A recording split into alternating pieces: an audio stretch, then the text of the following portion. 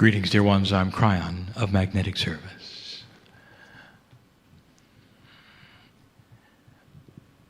And so the time between when I last spoke to you and now doesn't even exist for me. It is so difficult to explain to a linear human being what it is like not to have a clock. That all things occur at once. It's an odd thing to talk about, for your future to you is not known, and your past cannot be revisited.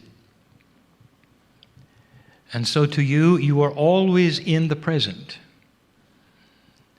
We are too, but we call it the now. And we include the past for their only energies. And although the actions in 3D cannot be changed, the memories of them can. The influences of them can. They can be rewritten in your DNA. It is part of the now. It changes you now.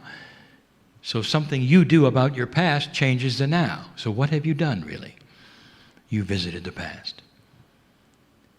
The future, you say, is not known to you, it is not known to us, and yet the potentials of what you might do are. As you change your mind now, in a certain way, you change the potentials, therefore rewriting the future. That is our now. We see it all one. It helps us to give you the kind of channel we're going to give you. We're going to call the channel the three winds. Much of this information has been given in pieces and parts over many years. You've heard some of the terminology alluded to. And now we wish to just lay it out as a carpet that will contain a lot of answers, perhaps some controversies because they don't agree with things that you might have heard in the past from others. And this is where the discernment is yours and always has been. To see if the things make sense that I'm going to tell you, and use what we have called spiritual logic. First of all, the human being and the human being's soul we'll see as one. And the actual truth is that you are in four places in this carpet of time. The three winds are three of the four, and the other place is home. That's where I am. And we don't call it a wind, because there is no wind when you're home. There is no action for or against. There's nothing pushing and pulling. It is so difficult, if not impossible, to describe to you something that is so close to you but so hidden. The peace of God in you and what it is like to be on this side of the veil will remain hidden. It has to. For the test of energy that you are about as a human being must remain in a certain reality and consciousness for you to perform the test.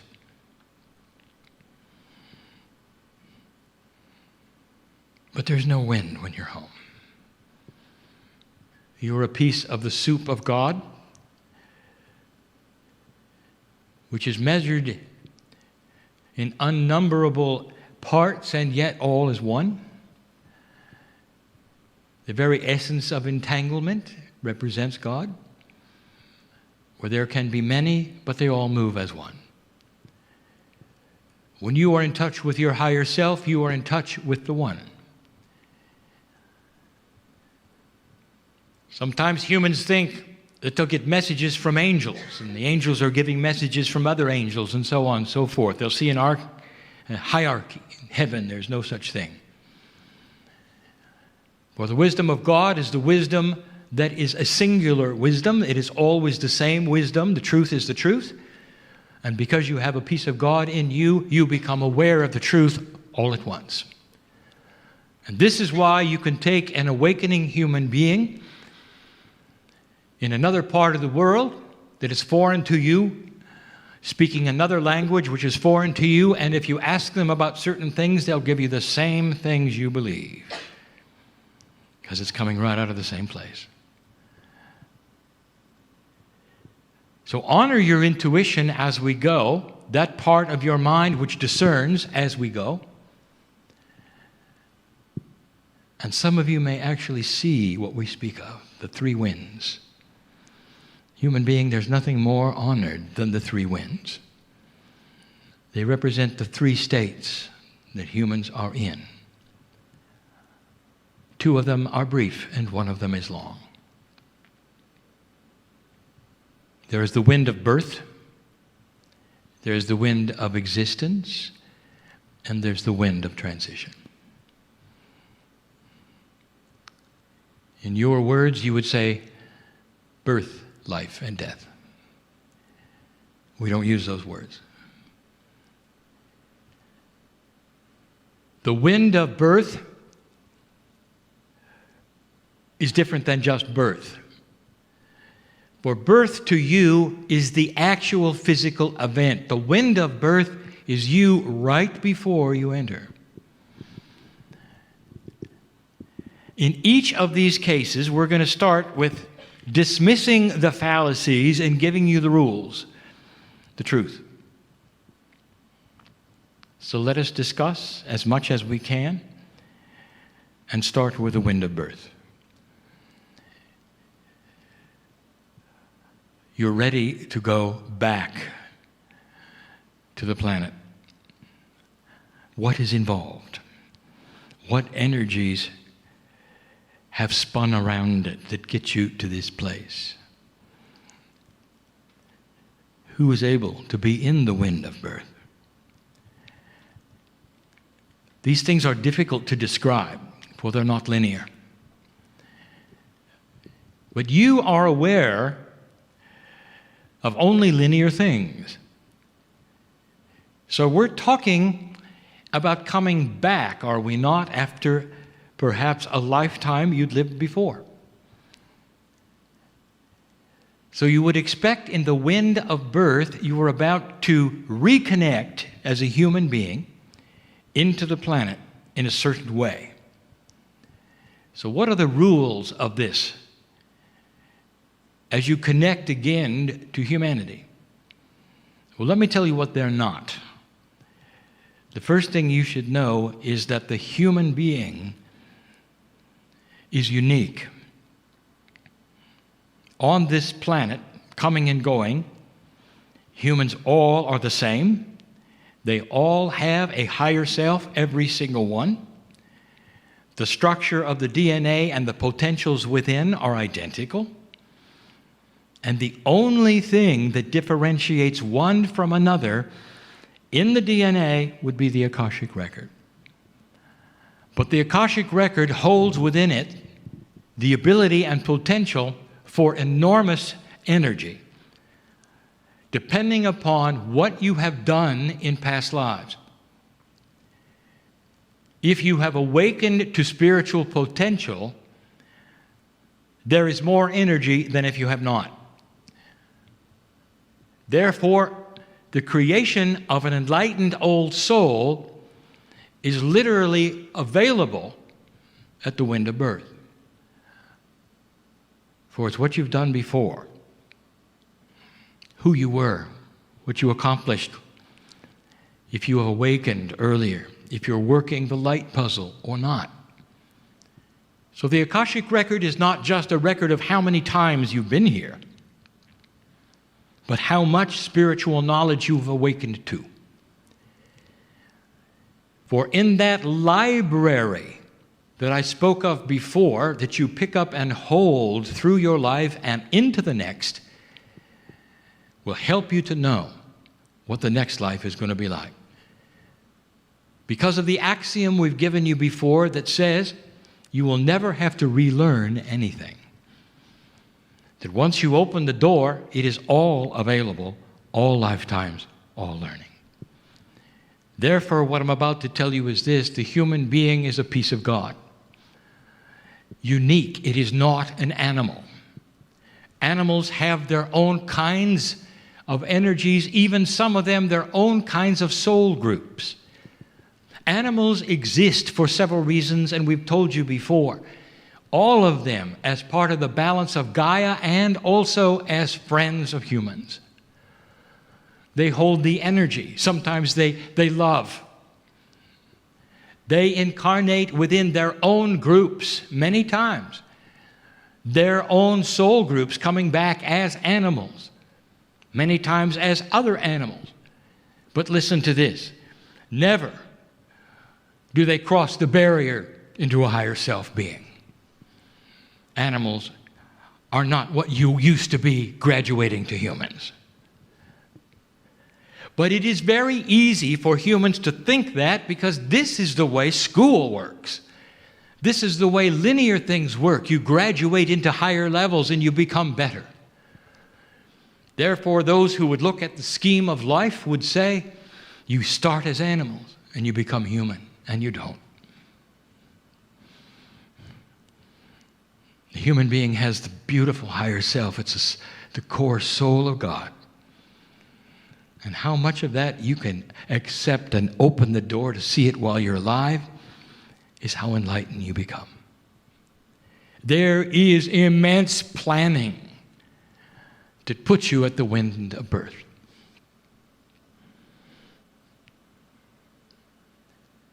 What did you accomplish last time, if anything? Who were you and what did you do? What energies did you start that were not complete? What soul group were you in? Who were your parents? Are you in agreements to become their grandchildren, your grandchildren? There are so many things that go into the planning, and each life path is different. It is unique. And humans don't like the fact that there is no instruction manual that says, here's what happens. Because humanity is honored way above that.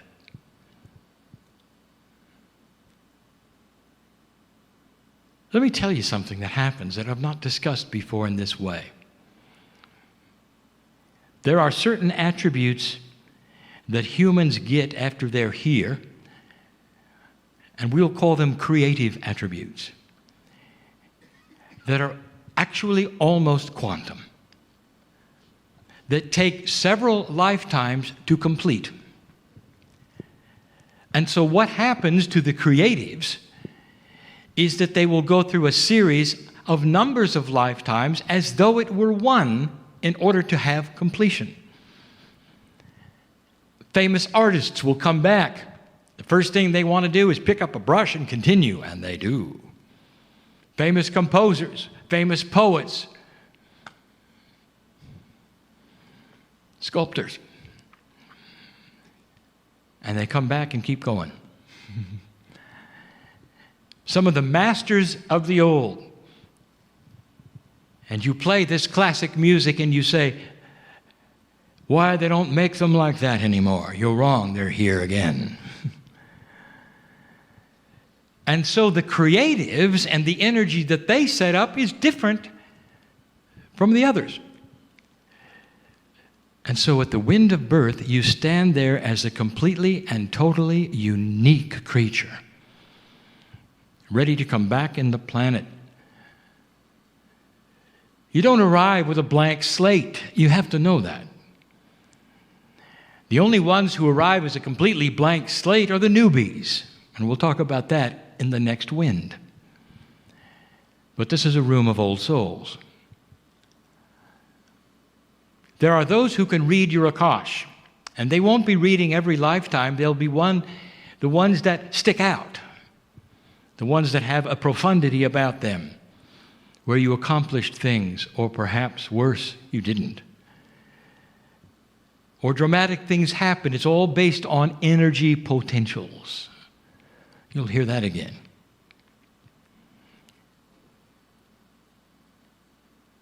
You're about to come back. And laying upon you are all these potentials and possibilities. You're coming back as part of the family.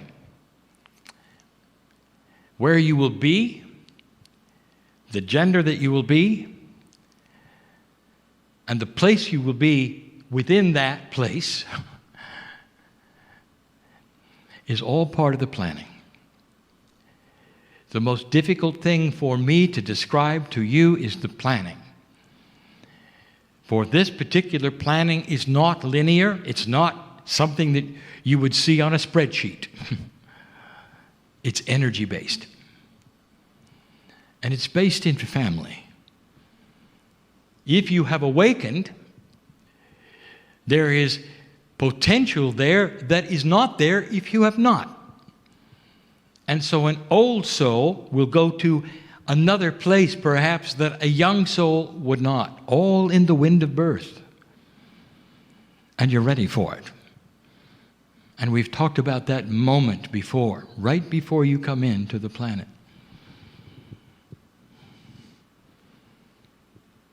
The old soul, especially the old soul in the new energy, is completely different at the wind of birth. The old soul who has awakened over and over and is coming back with that library filled with spiritual purpose is comfortable with the process. Remembers very fully what they've been through. The old soul is not going to be subject to some of the energies that push and pull a younger soul. The old soul has made up his or her mind. As part of the planning, what they were going to do, the old soul may even have known it before they left. This is the difference. We've told you in previous channels some of the interesting differences between new humans and ones like you.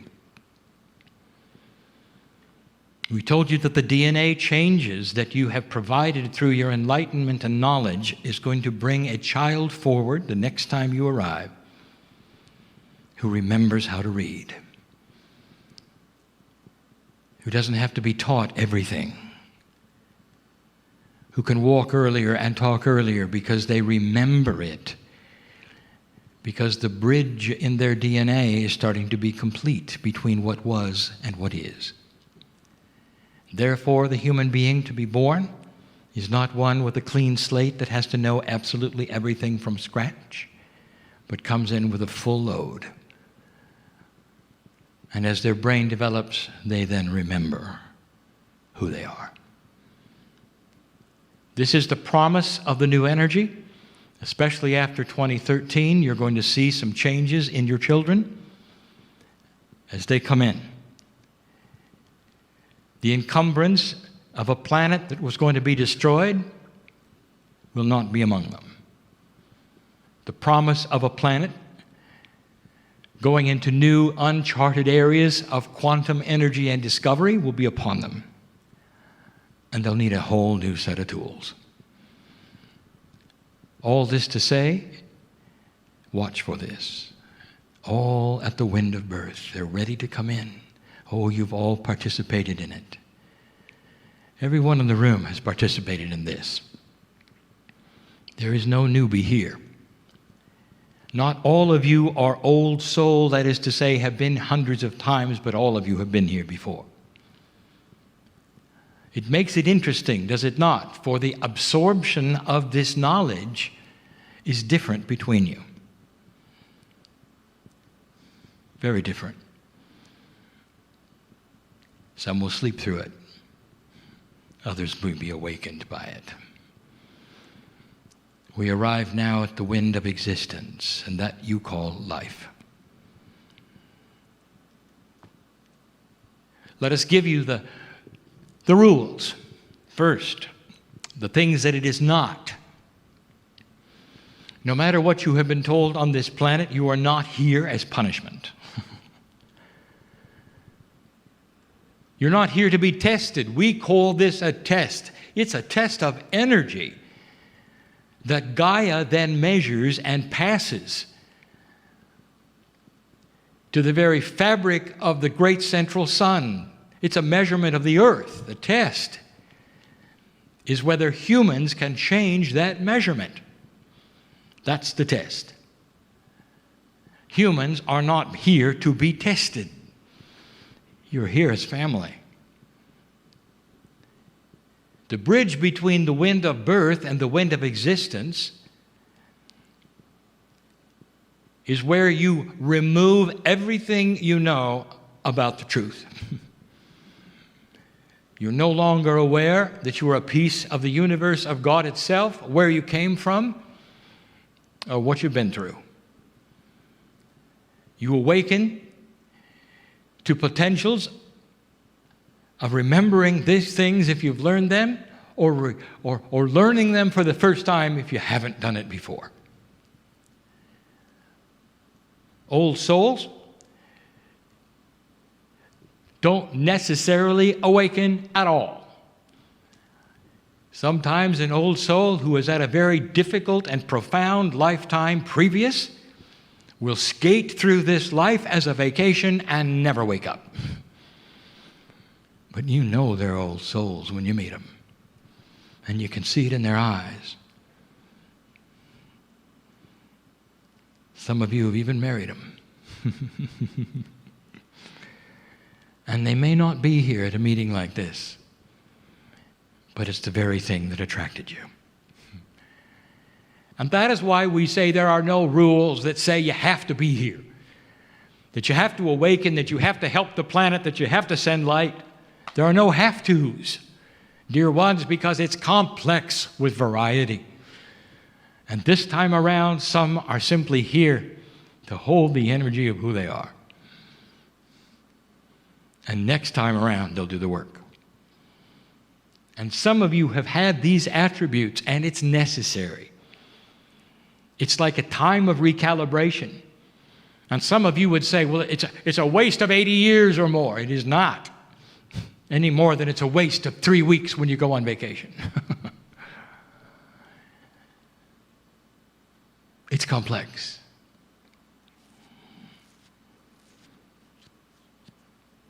It's all about timing what you do here during the wind of existence.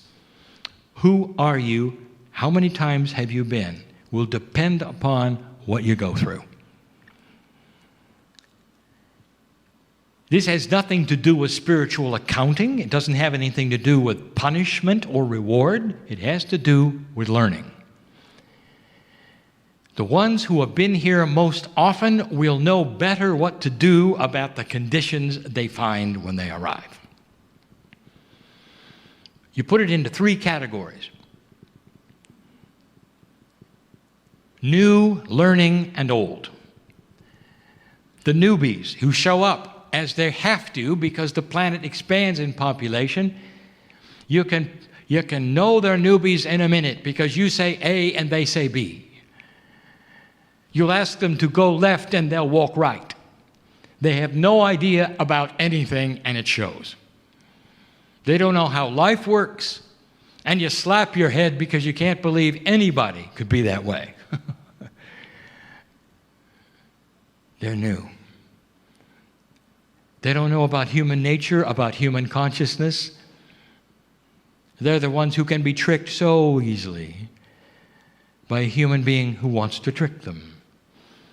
Naive to the max in all directions. And you've seen them. And they're going to have to come back a number of times before they start understanding the whole process of how life works. So there's always a number of them. And they're not about to be in a meeting like this. They're better off in a meeting that would be how humans work. Some of them wind up on the psychologist's couch to discover how humans work.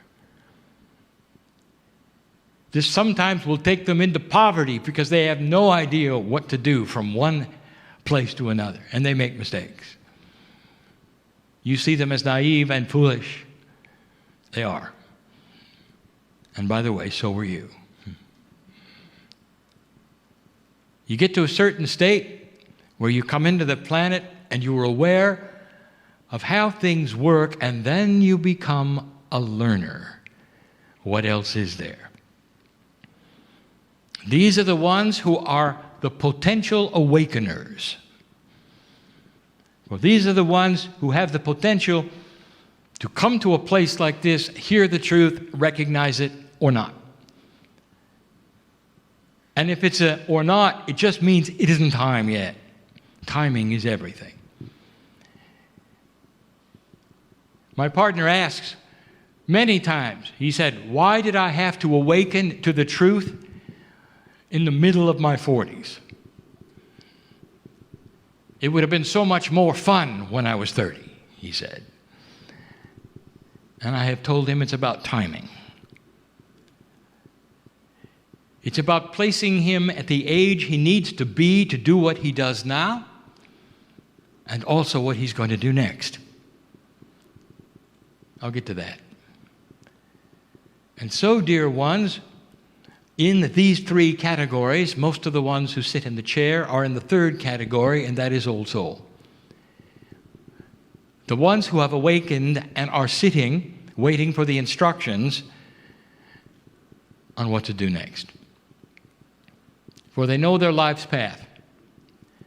They know why they're here. They know the earth needs them. And each path is different. And so they're sitting in this one, in this room now. This is the way it works, old soul.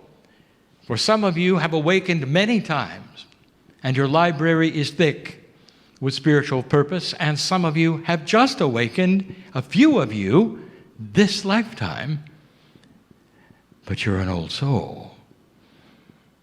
Now this may be complex, but you also have a library of the Akash, and that is to say,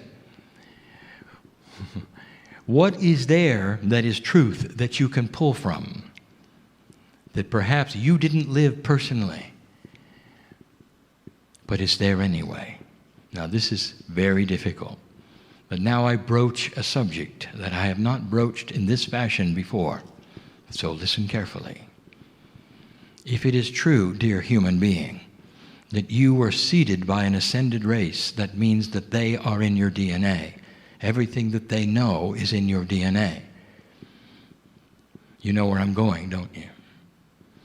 That means that you can awaken to great amounts of truth that you never lived through because it's there from what they gave you. It goes beyond your Akash into a spiritual quantum Akash that belongs to those who seeded you.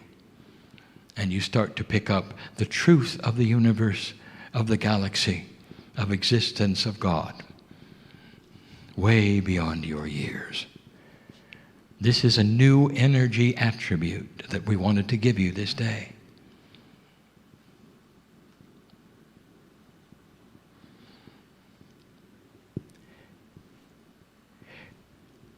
The learner, the second attribute of timing, is guided often by an old energy called karma.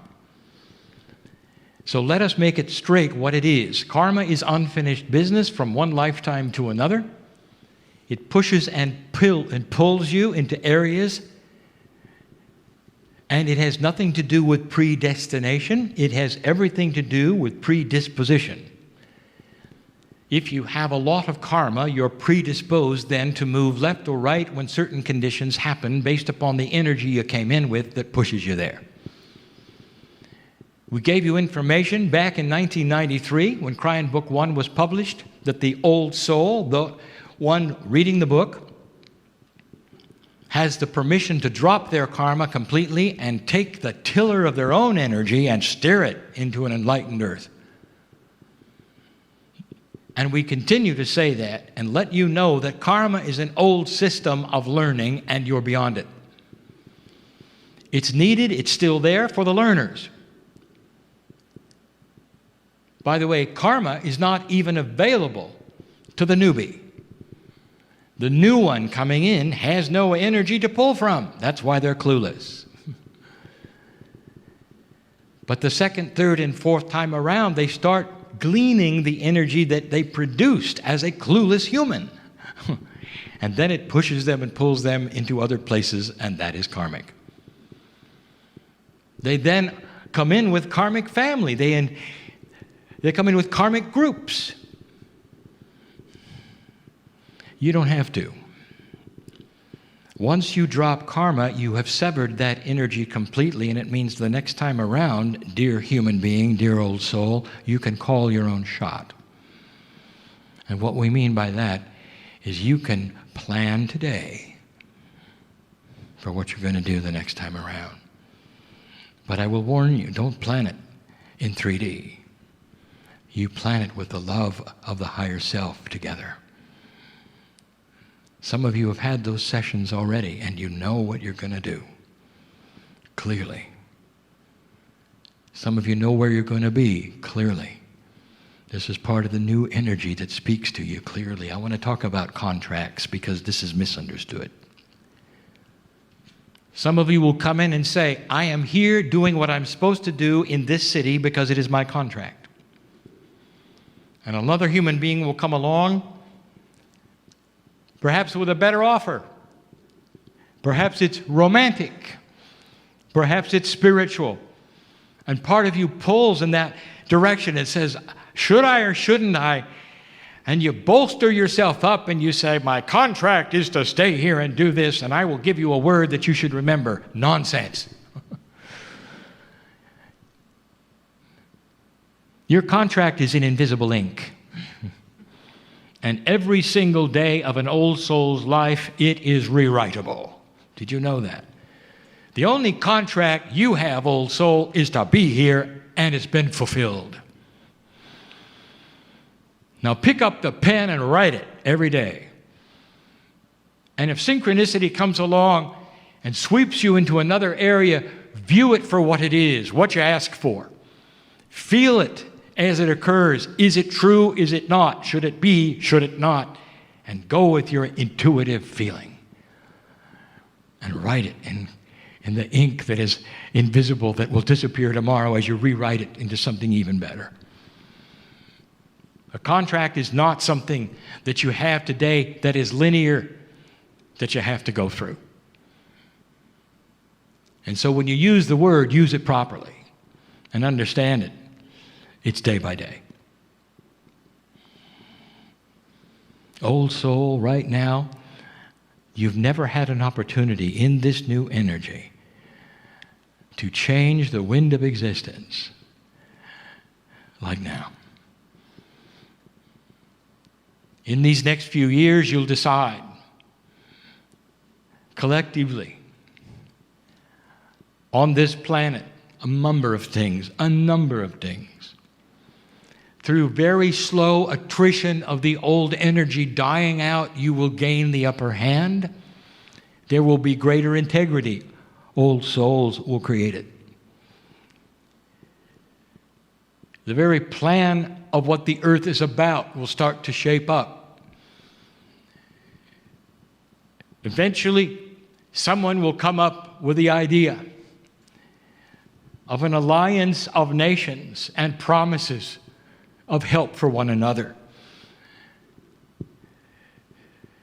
I've said it before. There'll be future generations that look back on everything that was 2012 and backwards as being the barbaric era. And you will see civilization as you know it started in 2013. That is the promise of this demarcation point. The wind of existence is you working the puzzle, old soul. And you're not in karma, and you're not in contract. You're in manifestation mode. And it may not seem like it, but give it a chance. And we've said this before, when you start getting out of survival mode and worrying about every single thing, you'll start to get into manifestation mode. The worry mode is what your parents taught you, and you know it. You can hear your mother and your father speaking in your mind as you worry about the things you worry about. You inherited it. It's not what enlightened beings do. They manifest what they need. They don't worry about what they don't have, for it comes to them when they need it. And the example has been clear, and we've given it to you a number of times with the Israelis in the desert. Those Israelites, for 40 years, had everything they needed provided as they walked in a circle. And they worried every day. Take the example of what they had there, not what they did with it. And the last wind. The wind of transition you call death. What can I tell you about this that you don't already know? I think I can tell you a lot. First of all, the rules. You don't know what you don't know.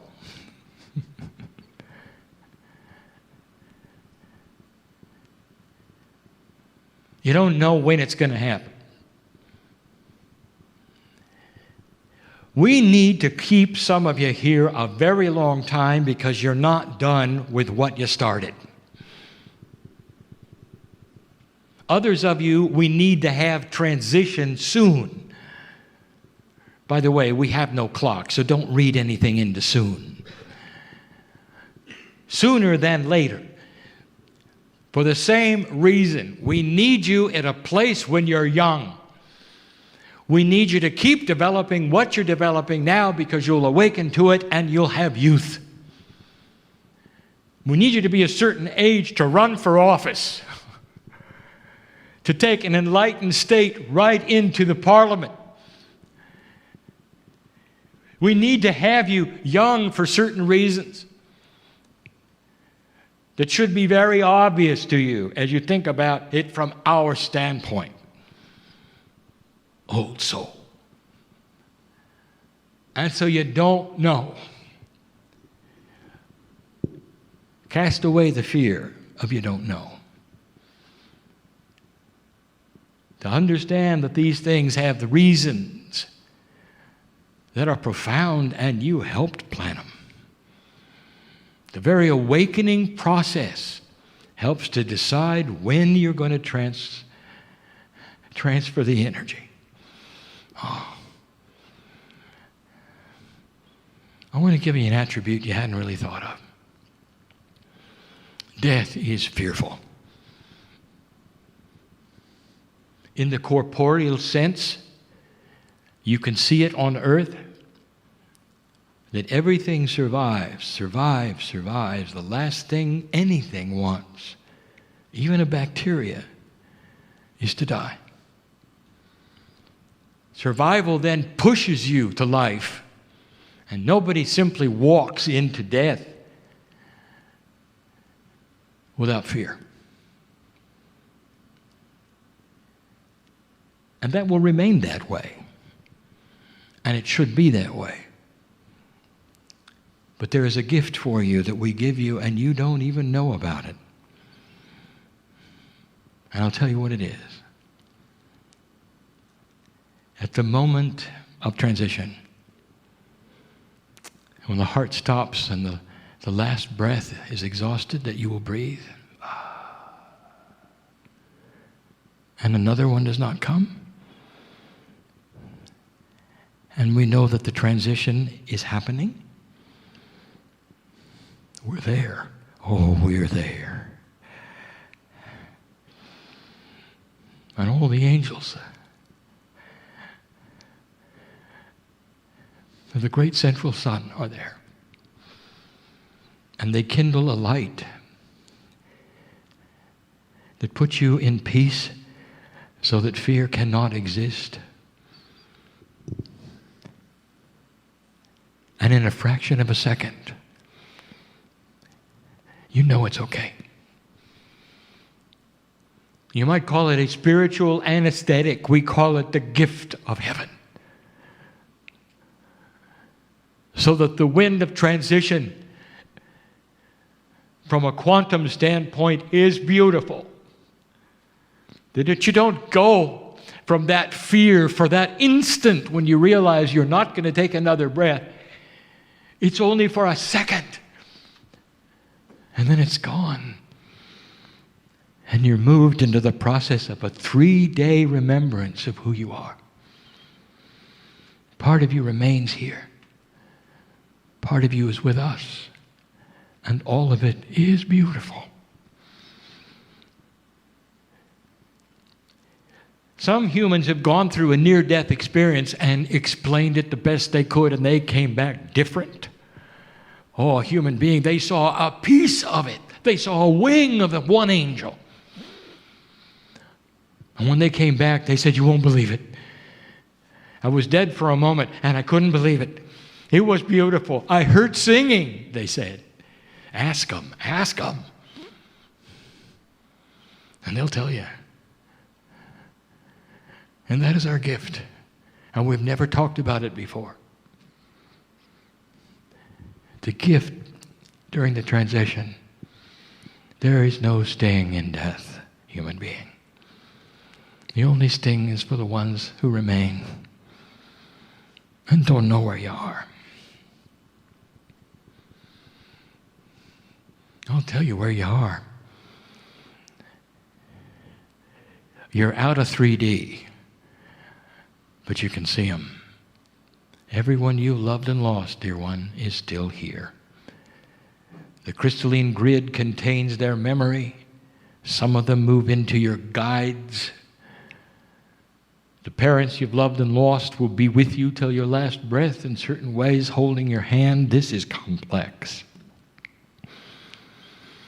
Human beings, you ought to know that your soul group can be in several places at the same time. We've given you that information before. They can be reincarnate into another human soul and also be with you as a guide. Don't ask the question, how? Because only in 3D can you even imagine these things, and they don't explain how. It's a beautiful system. Death has no sting. If you lose somebody you love, I want you to remember this. They may appear still and cold and gone forever. That's just in 3D. That's not the truth. Alive and well and looking at you, pleading you, with you, to see the energy of love that they represent. Not gone. Those are the 3 wins for today.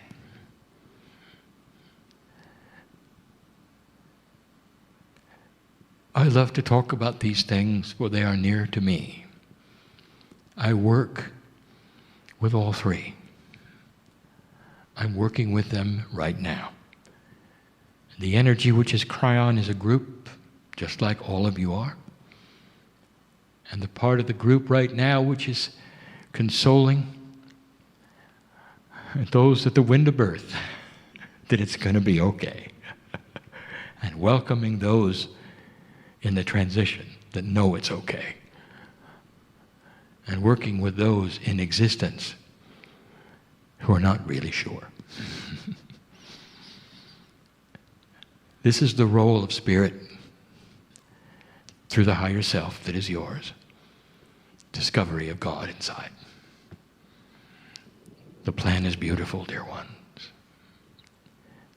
And so it is.